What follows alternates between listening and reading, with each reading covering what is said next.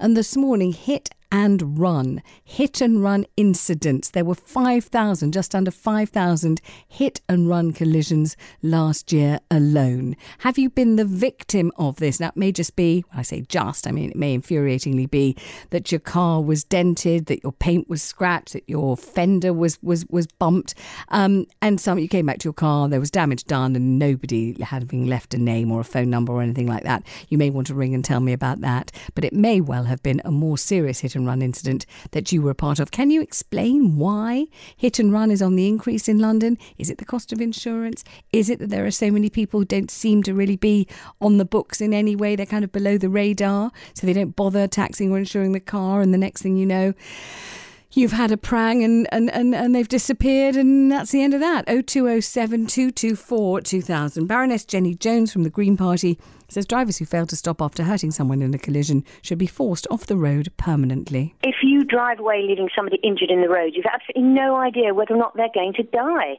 or suffer incredibly serious injuries. And so really the least you could do is stop and call the police. I'm not one for introducing new penalties for things generally, but in this instance, I think you do have to have a really severe penalty. Other countries have them. You know, in Florida, for example, after killing somebody, it's a maximum prison term of 30 years. You know, I think that's fair. Do you think she's right? And do you think that it's been under-prioritised, hit and run? Do you think the reason that people don't stop is, number one, they have no moral conscience? They don't feel responsible. They just have this urge to get themselves out of trouble and drive away as fast as possible. Number two, they have no car insurance and they don't want to get done for that, so they try and skedaddle as quickly as they can.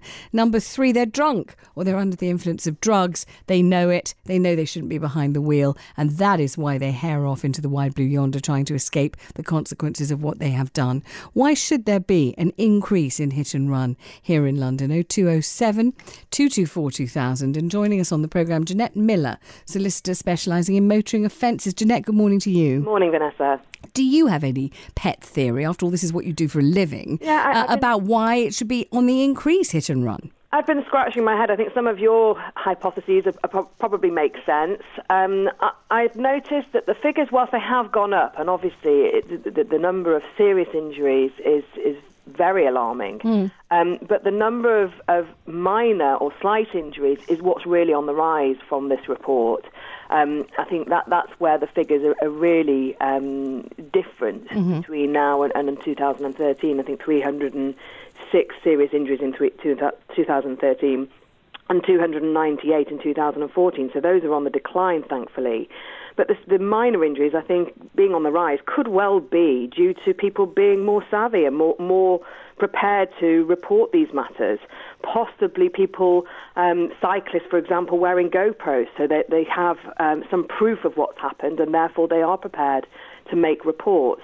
I don't know, though. I don't know whether that your theory of people possibly knowing that they're over the limit and therefore that they're sort of scarpering from the scene because of that could well be part of it. I think we'd have to see what the further report says. And you're a lawyer specialising in motoring offences. Yes. Baroness Jenny Jones says we really, really need to ramp up the punishment for hit and run, because at the moment, she says, it isn't in any way daunting or off-putting enough. Can you tell us a bit about that? I mean, first of all, catch your hit and run driver. I mean, that must be very difficult to do. But if you do that, what is the story with penalties at the moment? Well, the penalty it's actually called failing to stop or failing to report a road accident. Hit and run, I think, gives the impression that it's going to be one of these serious matters where somebody's been left lying in a road, and obviously that is a very, very serious offence. But fail to stop and fail to report can actually apply to bumping into a bollard, for example. And so the penalties suggest that there should be a range of seriousness, starting with the situation where there's been minor damage possibly to property or minor injury, where somebody stopped at the scene but failed to exchange details. That actually is captured by this offence. Right. And that would normally attract between 5 to 6 penalty points and a fine. Right. Then you have somebody who has caused moderate damage or injury and failed to stop and failed to make a report, and that is where the court is invited to impose between 7 to 8 penalty points, or to consider a disqualification. Now, that the courts do have a discretion to impose a disqualification in any case where they have the possibility of imposing penalty points is there. Mm-hmm. And then we have the most serious, so the kind of situations I think that the term hit and run conjures up, where there's serious damage, serious injury, or there's also evidence of bad driving. Yes. And that carries as a starting point the possibility of 26 weeks in custody, or a disqualification of 6 to 12 months, or 9 to 10 penalty points. And there's a potential of a community order instead of prison in that example. That compared to drink driving, I suppose those lower categories certainly are far less serious than if you are caught at the scene, you're breathalyzed and you're over the limit. Mm-hmm. So I can understand why there is concern that in some respects the lower or the mid-range of penalty for fail to stop is significantly less than the penalties for drink driving. Mm-hmm. But I think from the report that I just heard now, it's wrong to say that we don't have tough penalties for people who have been killed by a hit-and-run driver. There are tough penalties for any driver who is found to have caused the death of another through their driving, whether that's dangerous driving or careless driving, mm-hmm. and the maximum penalty for causing death by dangerous driving being 14 years. So I think there's a possible slight misunderstanding of the law and the penalties available for those kind of scenarios. So you don't think that it needs to be changed, or do you?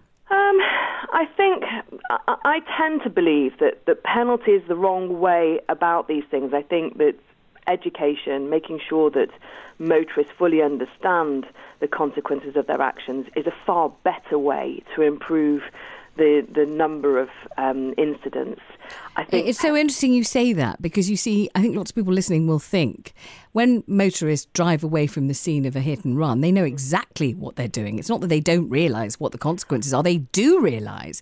They know they've hit something. They know they could be in serious trouble, and they want to get away as quickly as possible. How can you educate them out of that feeling? Well, I think that's categorising or stereotyping the number of people who are in that category. There will be people who have left the scene through ignorance, not appreciating that they're required to report, or maybe they're scared. Final question, because I have to go to the travel. Final question for you. If you do hit a bollard or a tree or, something like that, a parking meter, are you required to report this to someone?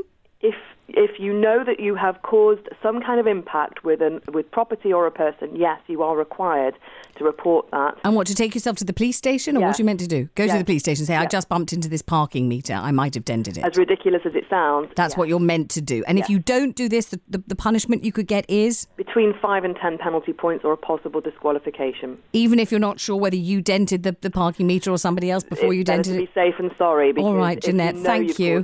Thank you very much indeed. We will be back. We're talking about hit and run, and that will be straight after the travel news.